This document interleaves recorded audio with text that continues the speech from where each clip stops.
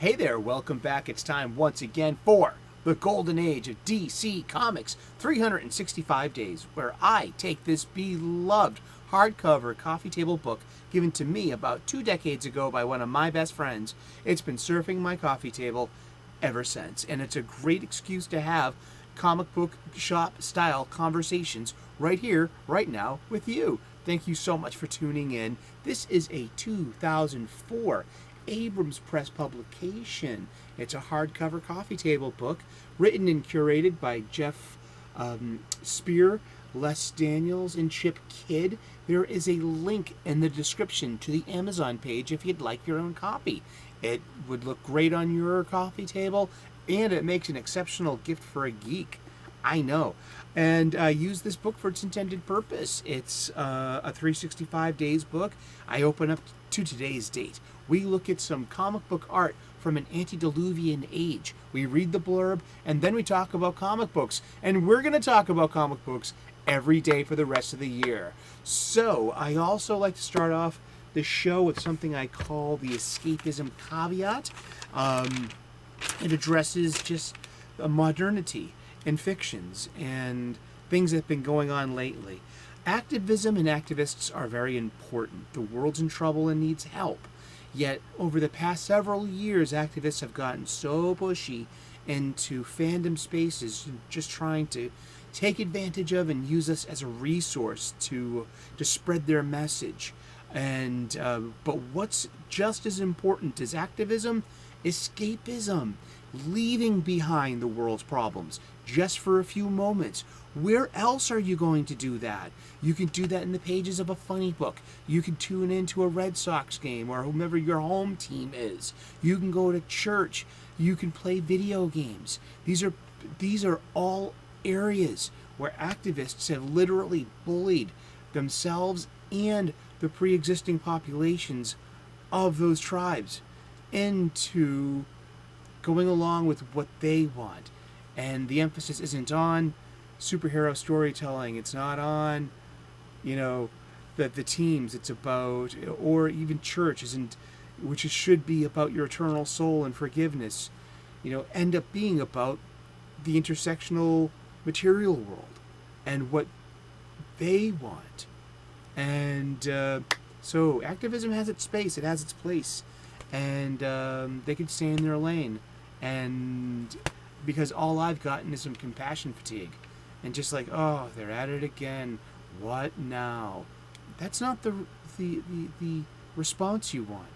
The response I think you would like is, how can I help? And you know what? I'm worrying about my own problems, and I need a break from them occasionally.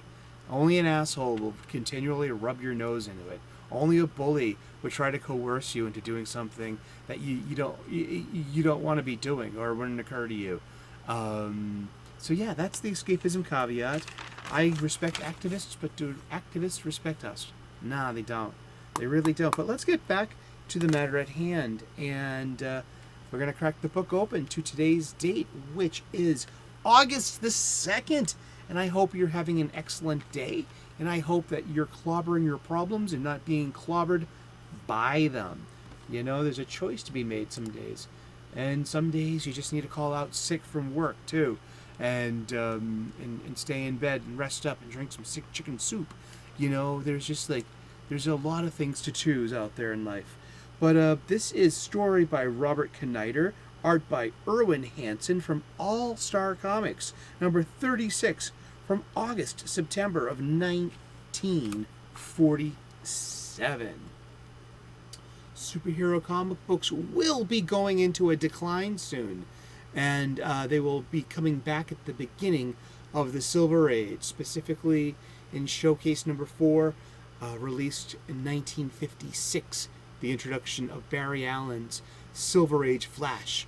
But this is the Justice Society of America, and we've been hanging out with them since 1941, winter 1941. So let's get to this. They premiered a year before America's involvement in World War II. But sitting around with the morning paper and perhaps a cup of coffee, 5 mainstays of the Justice Society of America find out by indirect methods that the Atom and Johnny Thunder won't be attending their meeting. This clears the way for a visit from honorary members Superman and Batman, and makes this a cherished issue with an exceptionally strong cast. Presumably, the plan was to boost circulation. Yeah, I'm going to look up All-Star Comics number 25 real quick. And see if that is, Justice Society of America number 25. Let's look it up. No, not that one. That one. No. See, there's been a few different issues 25. Oh, it's All-Star Comics, not Justice Society of America. Hello, nerd. Star Comics. Number 25. That's just funny. Okay. And this is... it came out in June of 1945. So I'm actually putting in the wrong issue, aren't I? Yeah, because I should be looking for issue 36. Thank you very much for hanging out with me. I appreciate that. Here we go. This is better. And how are you doing? Leave how you're feeling in the comments section. Yeah, why not? I hope you're feeling good. I hope you're feeling great. It's the synopsis for 5 Drowned Men. An alumni reunion turns into a strange tragedy when 6 ex-fraternity brothers go camping on an old riverbed. And to their surprise, the river floods the riverbed in the middle of the night, immersing 5 of them in the waters of Kiohaha. The river does not drown its victims. It washes away their consciences. The 5 new master criminals emerge. The 6th ex-frat brother, who lured them all in the first place, goes missing. And this issue has Batman and Superman on the cover, and it includes them in this issue. Isn't that cool? Yeah, so Batman and Superman finally appear in All-Star Comics with the JSA. And they were honorary members. They had a caveat, one could say. If you did not have your own title, you would be shown in All-Star Comics as part of the Justice Society of America. I think with the exception of Wonder Woman. But everyone else, see, Flash had to retire from the JSA, as well as Hawkman, I believe, because they got their own comics, their own titles. But Atom was a mainstay, and so was Wildcat and Black Canary and Hourman and Starman, because they couldn't support their own title. But Batman and Superman both had 2 titles apiece. Action Comics and Superman, Detective Comics and Batman. So it's the whole thing of, hey, we need to sell our Batman stories in a Batman book. And that's how we're going to sell Batman books. If we're going to have Batman stories in All-Star Comics, it's going to take away from the Batman stories being sold in their proper place. So, yeah, that's the first appearance of Batman and Superman. Now, apparently they appeared on a cover before, but they weren't active with the team. So, yeah, and superhero sales were declining by 1947, and they needed a boost.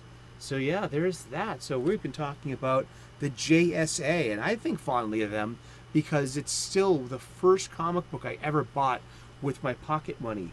It was a barbecue in the late 1970s, perhaps even 1980. But wasn't that far away from then.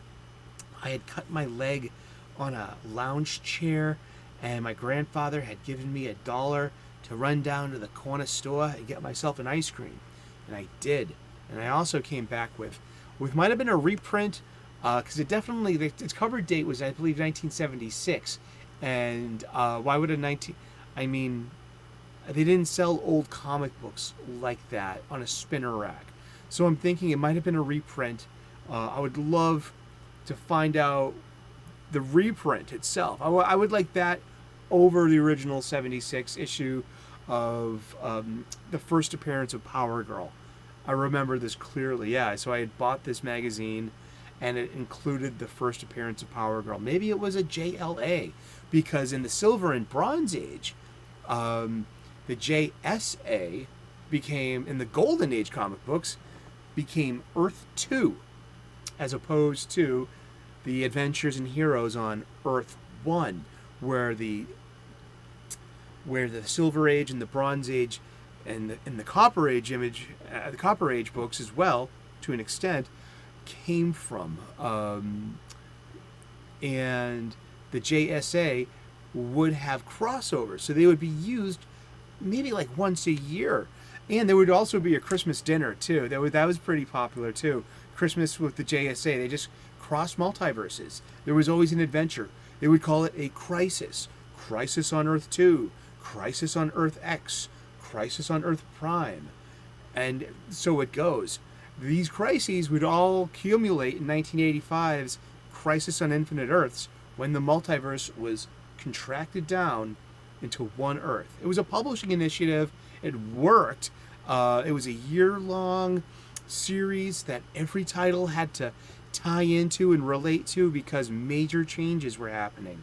And it was the first time that line-wide all of these characters got a reboot and a restart, and everything started off fresh with a fresh slate.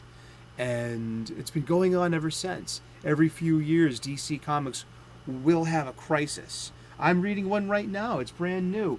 I got turned on to reading comic books again, going back to the comic book store, the Funny Book Bodega, by my friends at Thinking Critical. The Saturday panel, specifically Wes, the host. He's been gracious enough to have me on a few times, and I'm very blessed and grateful to have a place on his Saturday show occasionally. I've been on 4 times now, and hopefully I've earned you can just call me by, hey, you want to come in? Like, heck yeah, why not? Love talking comics with these guys. They got me to buy some modern DC comic books, something that I haven't done in a few years, since at least 2018. I've been on a lapse of buying DC Comics. Turkey's done. And but yeah, let's wrap this up with the Crisis and the tie-ins. I mean, these were pretty darn good comic books, superhero comic books. I mean, this Flash comic book was one of the best new DC comic books that I've purchased in years. I had so much fun reading it. The Dark Crisis, it's whatever. But I have a whole long box of Crisis stories. I love the Crisis stories, and that's just totally my cup of tea. And these Crisis stories all started with the Justice Society of America, the JSA, and how they would meet up with the Justice League of America, the JLA, their multiverse counterparts. Yeah, and this has been today in the golden age of DC Comics. 365 days. We're going to talk about comic books every day for the rest of the year. So tune in tomorrow, 3 p.m. U.S. Eastern, and we'll find out who we're talking about when we turn the page tomorrow. Please like and subscribe. I would love to earn your subscription. I would. We make daily content here. We talk about comic books, spirituality, gratitude, cooking, planets in the early morning pre-dawn skies, and bunnies having breakfast. And I take shorts of them and little nature moments. Thank you so much. God bless. Namaste. Good luck. And we will see you again tomorrow in the funny pages. Thank you. Bye-bye.